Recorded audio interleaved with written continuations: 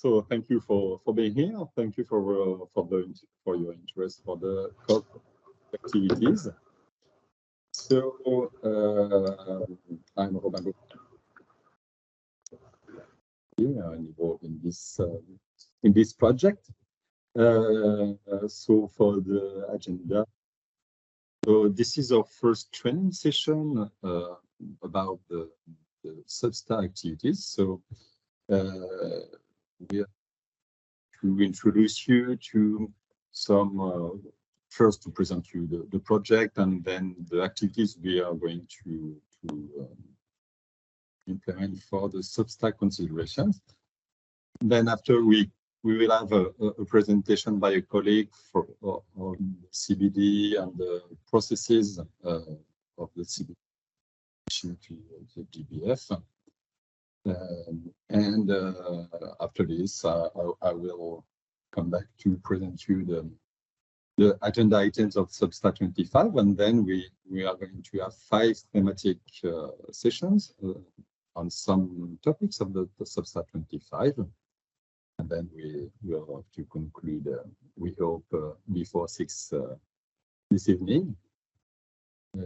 So we are going to record this webinar, and for us to get better feedback from what we will have presented and the discussion we will have regarding that. Every thematic session will be consist of a presentation from 15 to 20 minutes, and then we have 20 to 30 minutes to discuss on this presentation for comprehensive question and what the question we could have, what will be presented.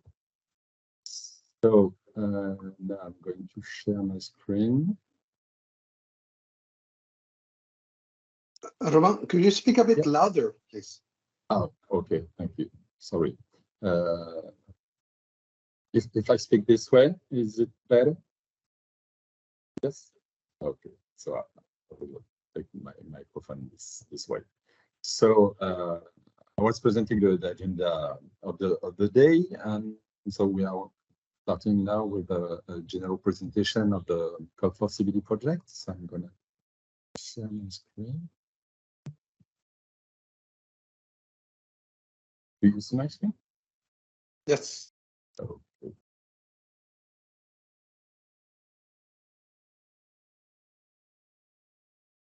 Yes, but not in presentation mode. Okay, it's fine now. Okay. So this is the presentation about the project COP4CBD. So this project has been funded by the European Union through the Horizon Europe program, and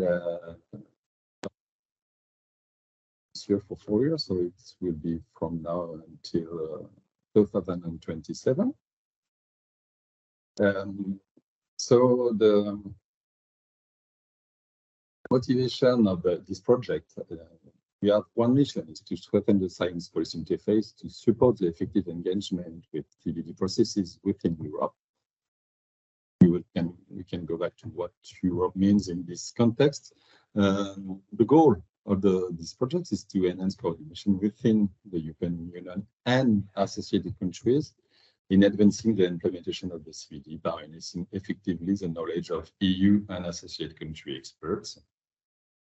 And so our objective is, on first step, to develop and implement an effective approach to engage the best available experts to support the EU, the member states, and associated countries with position briefing and evidence to support their negotiators in the CBD processes. Secondly, to improve the access to European expertise through enhanced mechanisms for technical and scientific comparison and through targeted capacity building. Today is one part of this. And finally, to contribute to the development of an effective monitoring and review process for the implementation of the Connemara biodiversity package by the CBD parties. So this project gathers several partners from Europe, 5 from European Union member states, another from Norway and from United Kingdom. So this is this was the idea of having quite a geographical representation of participants in Europe and associated countries, and the project has a special focus on these associated countries to help and support the capacity building in these countries to be able to contribute to the CBD discussion. So this project is organized in several work packages. There's a first work package to try to identify and map the pool available in Europe for scientific and technical cooperation. The second one, the second work package is to engage expertise in CBD processes. So that's one of the aspects of today, but mainly the following steps that I will present later of what we are doing for SBSTTA-25. The work package 3 is dedicated to the supporting, monitoring, reporting, and review aspect of the GBF. The work package 4, so it's where this training session has been planned, is to support technical and scientific cooperation. And today, the idea is for the expert who attend this training session is to have a more clear view of some of the topics that are the agenda. On the work package 5, it's communication transversal package, and same for work package 6. But we are trying also to have the best connection with existing initiatives in cooperation and capacity building of expertise in Europe. So these are some of them: BioAgora, Biodiversity, which is an area on research, the Biodiversity Indicator Partnerships that works on indicators, some platforms and knowledge center, and all that initiative that can make sense in cooperating with our project. And if ever you want some more information about the project, you can follow us on Twitter or on LinkedIn. This is where are the link. And so now, just to come back to what we are doing now for the SBSTTA-25. So what we are going to do is to organize a sequence of meetings. This one is the first one of the sequence, and with the idea of bringing back elements from the expert community to the negotiator, so the capacity building for experts, and that's why the training session of today is made for. So on the CBD process and topics. Then after we will organize a workshop with a writing session to produce a note or brief to disseminate to the negotiator. And finally, prior to SBSTTA-25, the idea is to go into Brussels to discuss the outputs of our future workshop with the negotiators prior to SBSTTA-25 to help them establishing their position and to support them during the SBSTTA-25 discussions. So just to maybe put some graphic element on what I just said. So this is the sequence I was talking about. So first, you see at the left of the slide, it's what we have done in the first half of the year is to do a call of experts, which lots of you do. And we organized the workshop with the negotiator to discuss with them what would be their need for the SBSTTA-25 discussions. And that's what helped us to shape this sequence. So today on 4 September, this is the online training session on some of the SBSTTA-25 agenda items. So this is open and online. The idea is to inform and update interested experts on the topics with the CBD context and the current issues. So after this, we organize in the 18 to 19 of September, so this in-person writing workshop on some of the agenda items of SBSTTA-25 in order to produce a note and a brief with messages to European negotiator. So between this training session and this workshop, there will be preparation to think about what we can do during this workshop. And you see, after this, on early October, the idea to bring back these notes and these messages in Brussels to discuss them with the negotiator and to disseminate the outcomes of the workshop. So that is the main elements of what we are doing on this project for SBSTTA-25, and the idea is to repeat this kind of sequence for next SBI and SBSTA meetings. So this is the first run, and I think you'll find it interesting, and we can have a good discussion and establish this community of expertise.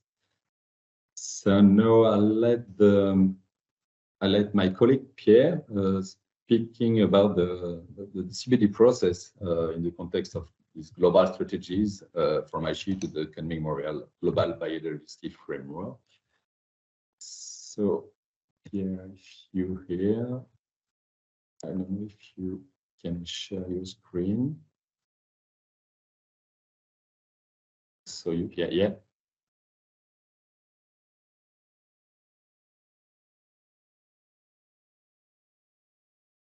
Hello, everybody. Is it working? Can you hear me? Yes, yes, I do. Okay, okay. I will share my screen.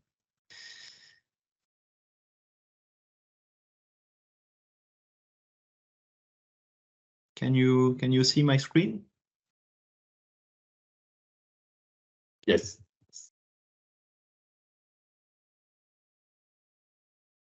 Okay. But so we also see, I think, the next slide. So okay. So I will. Is it better now? I think that's the same. Maybe with the icons under the first slide now.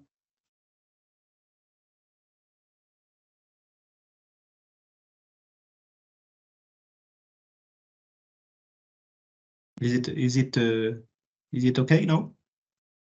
I think we still see your second slide, but Okay.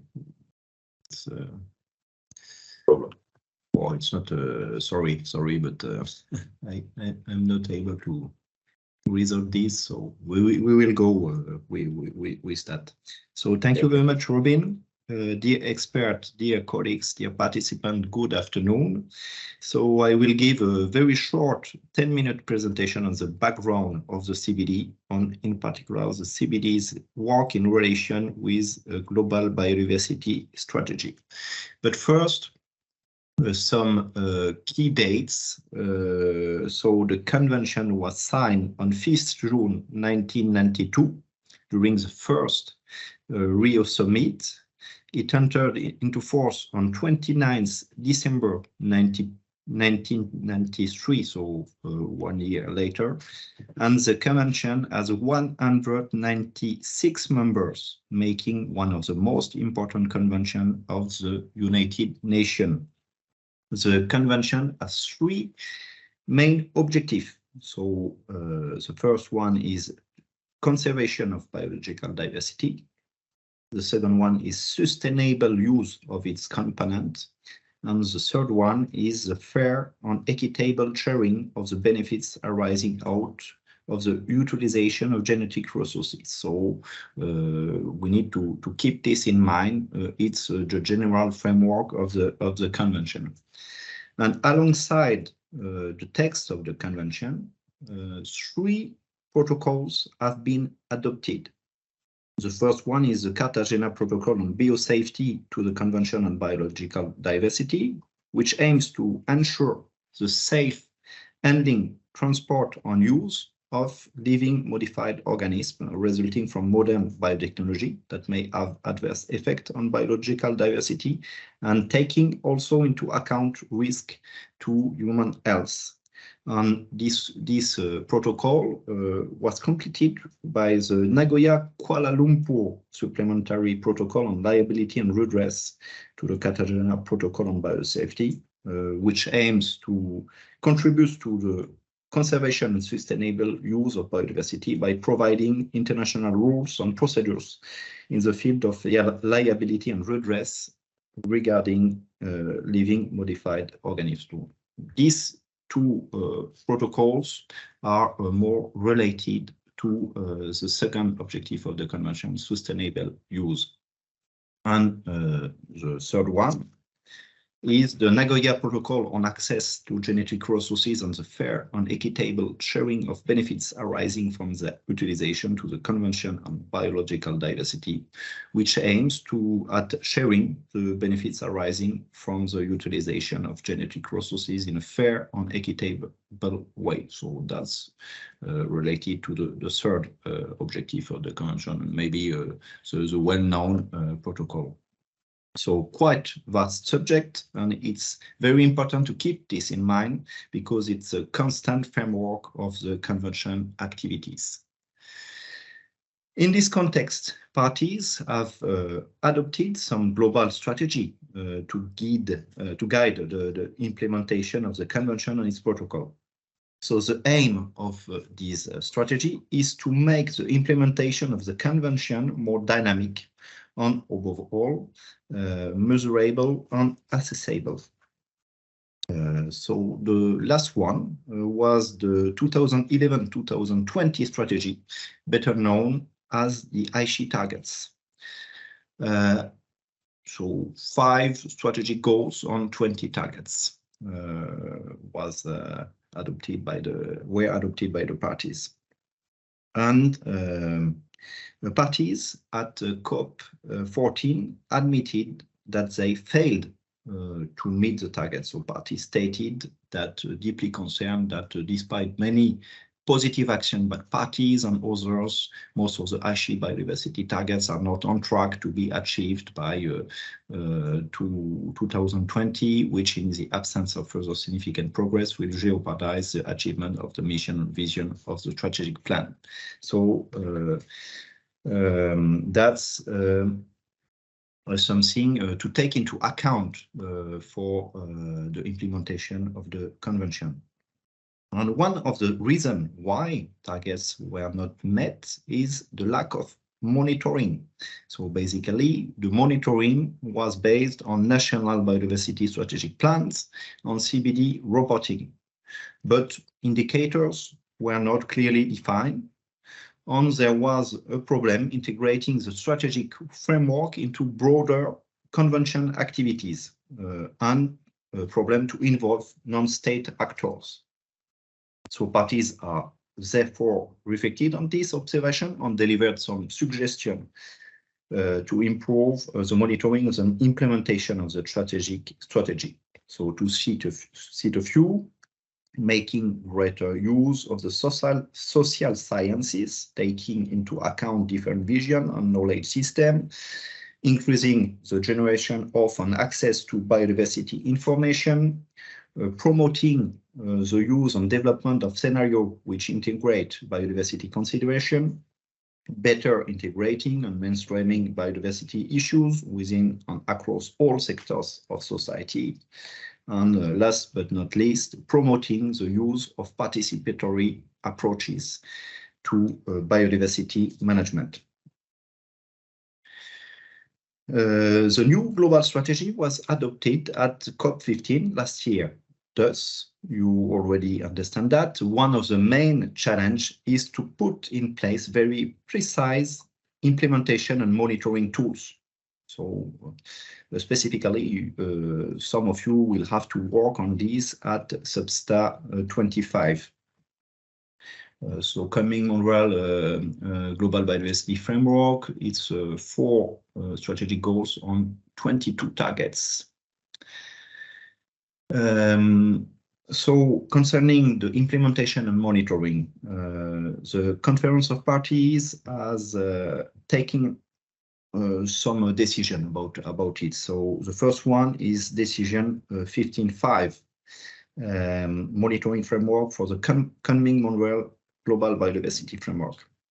And this decision detailed a monitoring framework comprised of a set of agreed indicators for tracking progress towards the goals and targets of the framework. So very important, but it is still not adopted.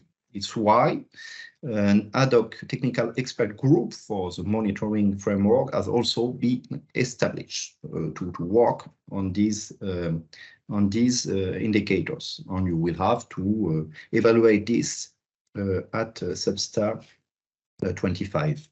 The second decision related to the implementation monitoring of the global biodiversity framework is about mechanism for planning, monitoring, reporting, and review.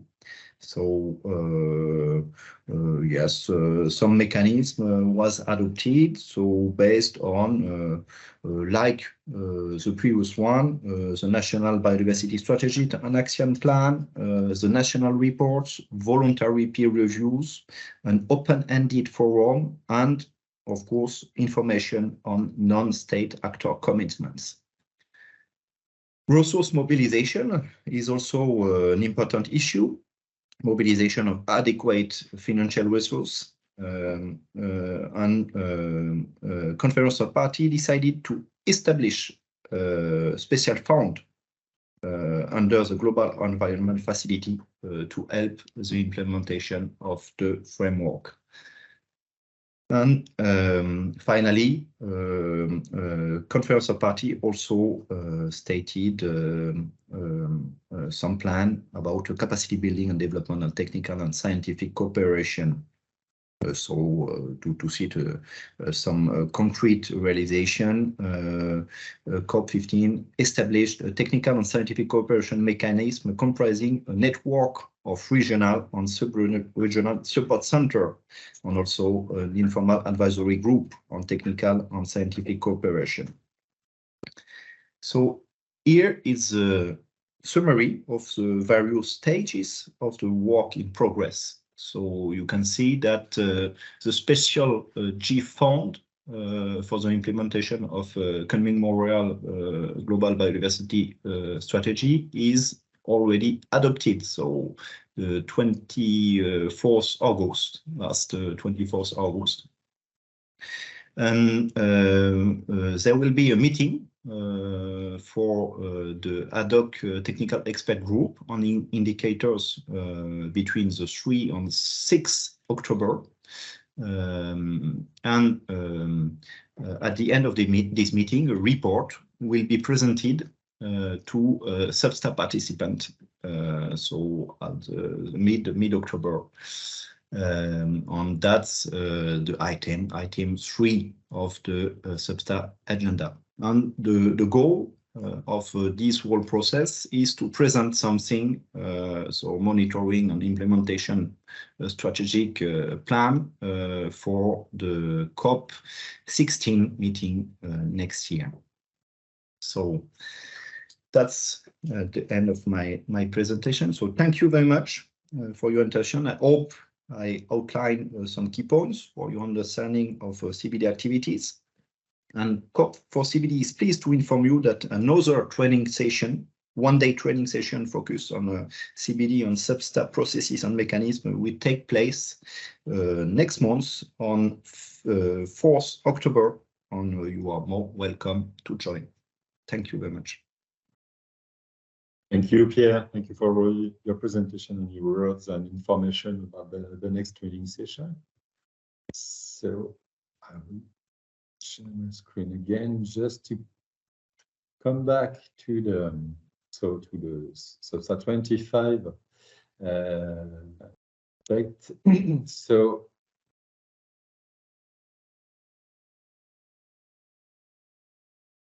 an introduction to the current agenda. So this is the agenda we have for the SBSTTA-25 that will be organized half of October.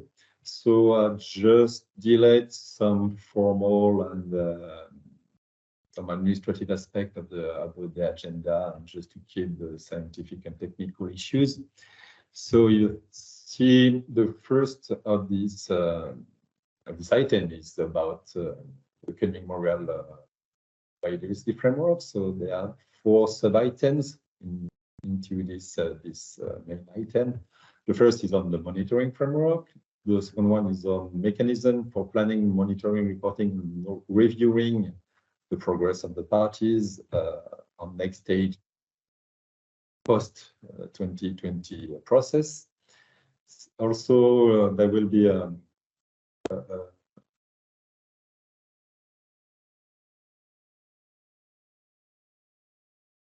and the last topic from this GBF aspect is on plant conservation. The fourth topic is on the assessment of the IPBES and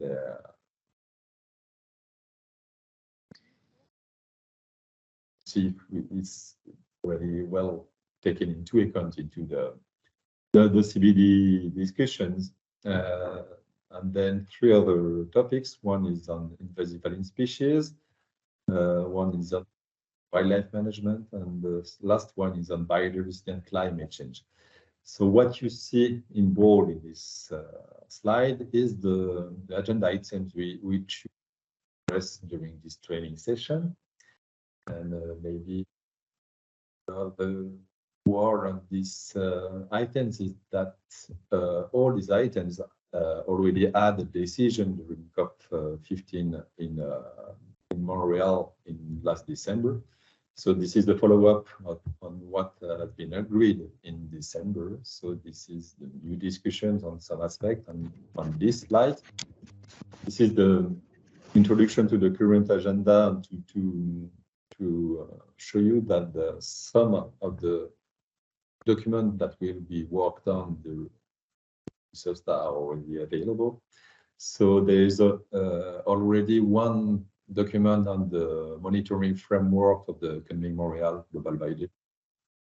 It's about the work of a special dedicated working group, which is called ATEC. We'll come back to this later, to work on the metadata global indicators from binary responses. We will see during the thematic session. There's also a document on plant conservation. It's an update of the global strategy conservation in relation to the implementation of the Kunming Montreal GBF, which is shown in annex of the document.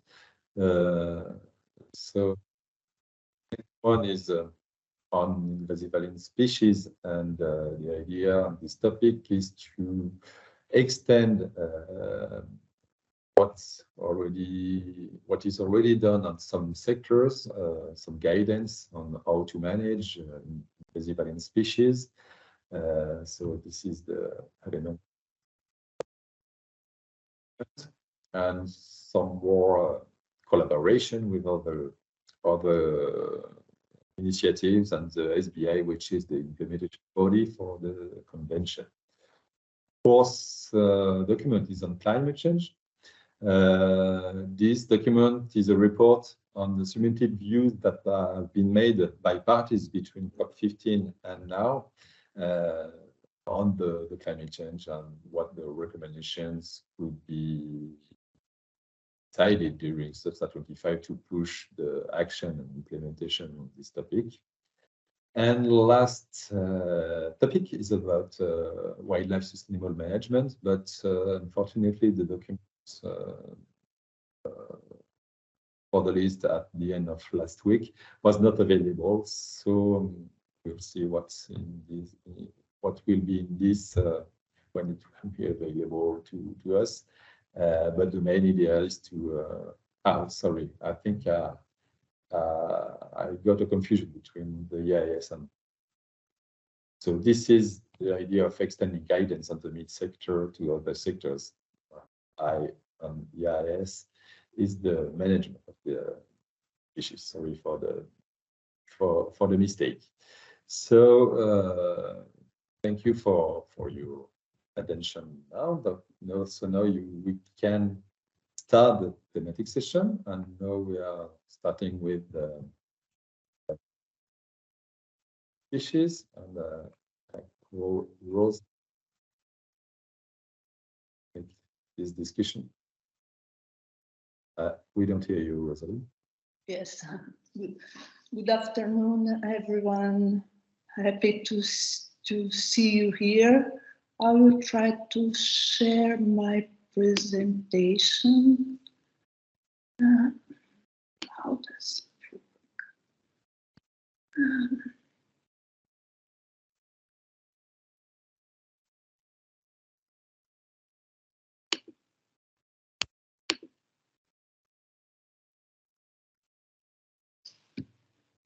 Yeah, that's it. You just have to make it in full screen, and that's good. Is it good now? Do Yes. you see full screen? Maybe you can click on the diaporama and the bottom right. Yeah. Better this way? Does it work? It looks the same to me, but I think we already have quite few pictures, so I cannot have the feedback as but I think it's good. You can go up. Okay, so good afternoon, dear colleagues. I'm happy to be here talking about what will be done on the next substar about invasive alien species. It is really a nice moment to talk about it because, as most, I guess many of you are aware of, in a few minutes, I mean at 2 o'clock in the Central Europe time, we, SBST will be launching the assessment about the invasive alien species. It is a document that was prepared that took 4 years to be prepared and was prepared during the pandemics, but with a wonderful outcome, and without we could not imagine how much knowledge about invasive alien species already exists in the literature. And thanks to this document that will be launched in a few minutes, we can have a synthesis of all this scientific knowledge, scientific and traditional knowledge included, and with many document that provides many guidelines also for action, and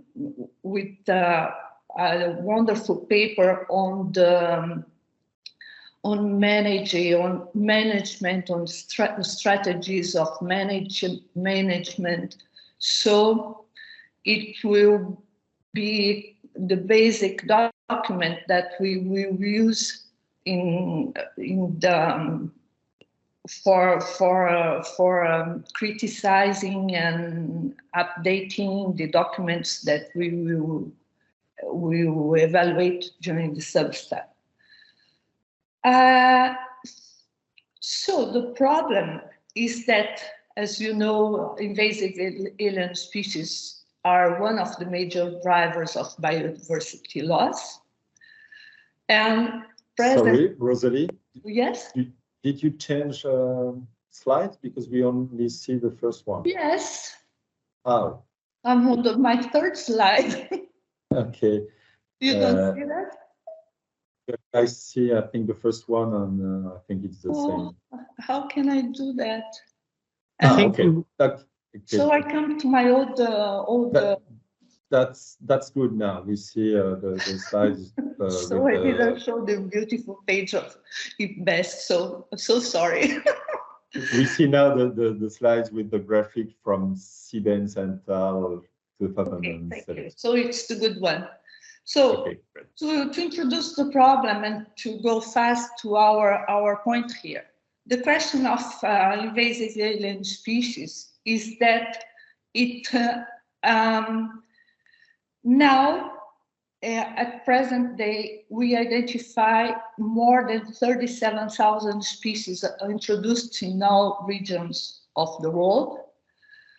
3,500 of them are categorized as invasive, and many of these species, of the introduced species can become invasive in one situation and another. And the main point is that these invasions have impacts on biodiversity, on ecosystem services, and on good quality of life. So ecosystem service, for using a CBD vocabulary. And as you, I took a screenshot of this paper of Siebens to highlight that the problem of invasive alien species is that it's their distribution and is increasing all over the world, and that the number of first records of introduced species, I mean alien species, not specifically qualified as invasive, are about 600 species per year, new species per year in each region, and that these species might, and that this rate tend to increase in this what we say business as usual scenario, which means in the present context without any action for controlling it. And in the Aichi Target 9, invasive species were already well identified, but the main focus at that time was in identification of the species and not the pathways of introduction, and in prioritization. And it was the main result of at that time. Within the coming Montreal GBF, the Target 6 focus on the elimination of the impacts of IAS. So as you can see here, the target starts by eliminate, minimize, reduce, or mitigate the impacts, and then with some details on the way to do that. So, for going to the subject, the SBSTTA-25, during this SBSTTA, the focus, the role of the scientific, technical, and technological body will be to prepare to read and prepare advices on the annexes of the decision 1527 on the invasive alien species. This means 6 annexes. I will not read them here because I will come point by point in the next slides, but they give an overall guidance about the way to control all the measures for controlling the pathways of introduction of AES. And it's important to note here that these documents that we will analyze in the next weeks were submitted to a peer review in March 2023, and then it was also open to discussion in an open-ended online forum that took place between 19 and 26 May last May. So, the contents of these annexes. The Annex 1 talks about cost-benefit and cost-effectiveness analysis, which best apply to the management of alien species. It's considered a fundamental step to prioritize and control the invasive alien species and to control the pathways of introduction. This annex focus on cost-benefit, cost-effectiveness analysis, on multi-criteria analysis, and on further considerations for the management of alien species, where there is a lot of comments and on the importance of the cost-benefit analysis for taking decision on eradication. We commented also that it could be important to include also the dimensions of introduction in this analysis when dealing with that. For eradicating some species, it could also be conceived that to consider the impact of non-acting if species were introduced, if new species could become established in the territory. And what else I would have to say here? Well, I tried to go fast, so in Annex 2, it talks about methods to and measures for the identification and minimization of additional risks associated with cross-border e-commerce. And it is a point that is very important for European Union. And we were very careful during the last sub-star and during the preparation and discussion for the decision 15/27 to keep this issue in the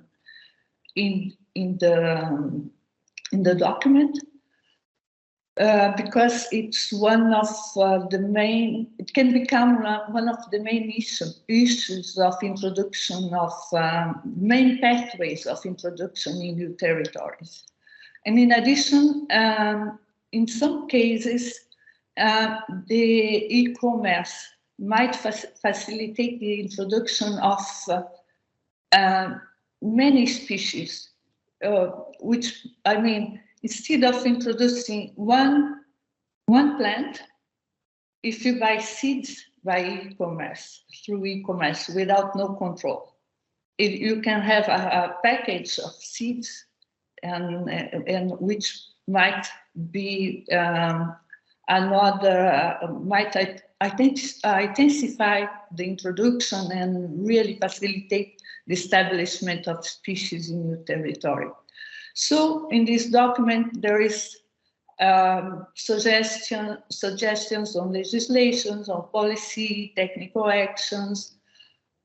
A lot are really emphasis on stakeholders' engagement, particularly of considering IPLCs as relevant stakeholders, on monitoring and compliance for identifying the effectiveness of the actions in the long term.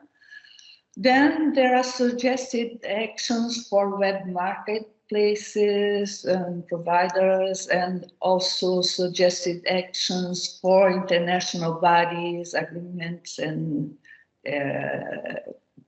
collaboration, and actions for relevant international expert organization. The Annex 3 focus on the methods, tools, and strategy for the management of invasive alien species as it relates to prevention of potential risks arising from climate change and associated natural disaster and land use change. The idea here, what is put forward in this part, is that like natural disaster, the identification of natural disasters from climate change are increasing, are more frequent, and it is leading to it's facilitating the establishment of invasive alien species.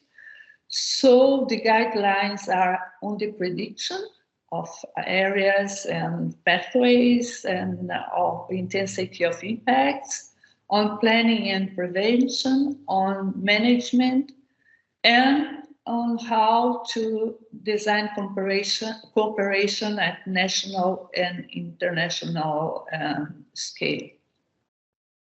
Annex 4 relates to risks of the potential consequences of the introduction of invasive alien species on social, economic, and cultural values.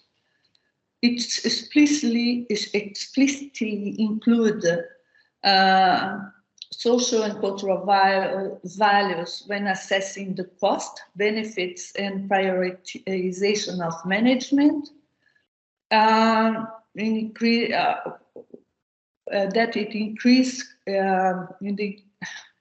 increases qualitative and quantitative knowledge on, and data on socioeconomic and cultural impacts of invasive alien species. I mean, on the increase of this knowledge, on the importance of increasing it, on enhancing risk communication, and also show impact of assessment on the way to offer a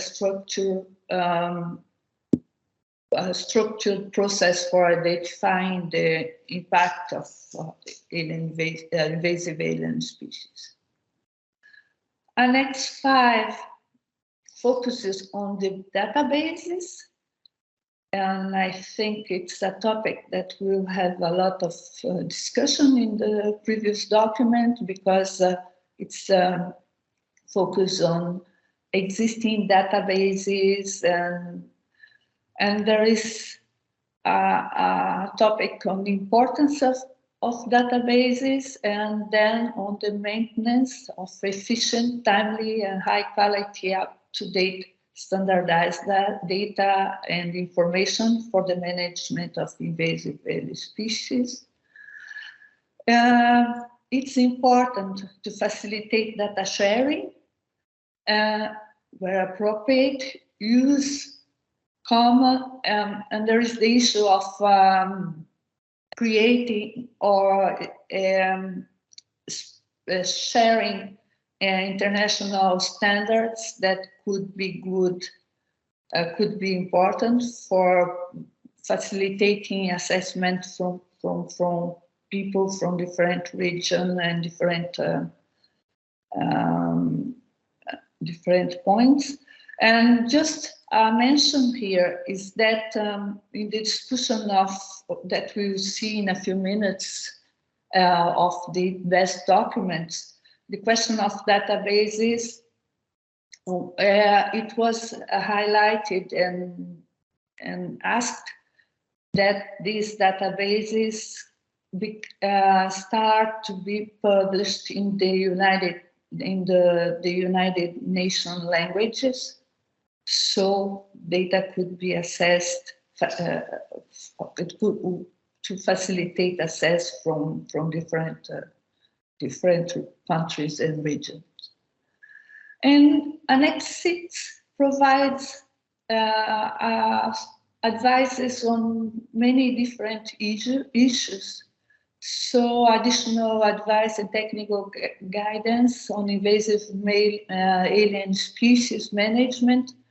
In the case of the use of sanitary, it provides advices on the use of sanitary and phytosanitary measures, the management measures for specific pathways, as for example, those listed here, like international aid programs, emergency relief and aid and response, interbasin water transfer and navigation canals,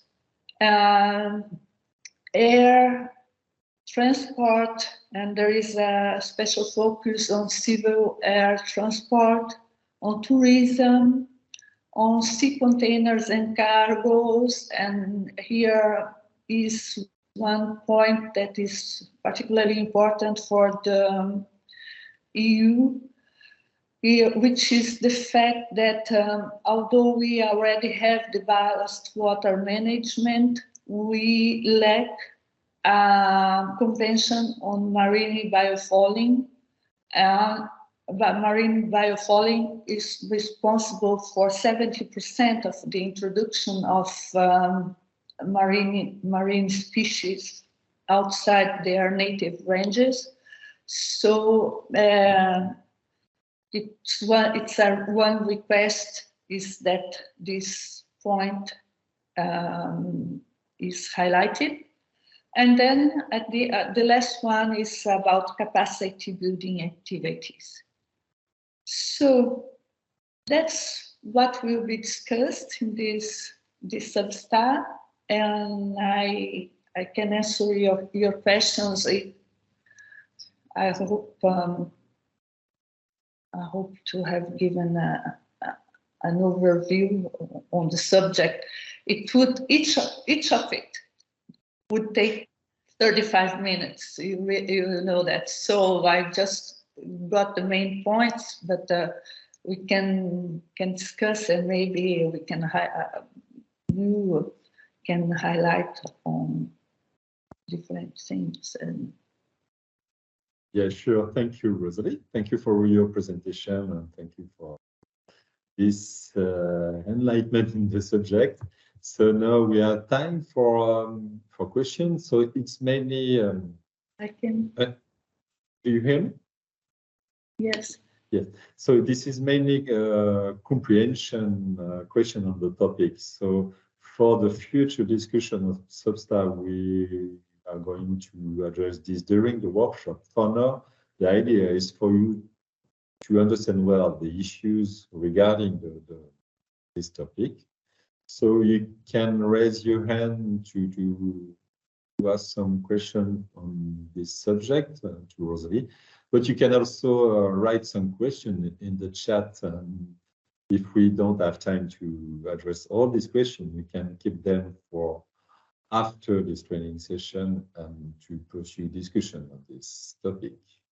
So someone has a question to Rosalie, you can raise your hand.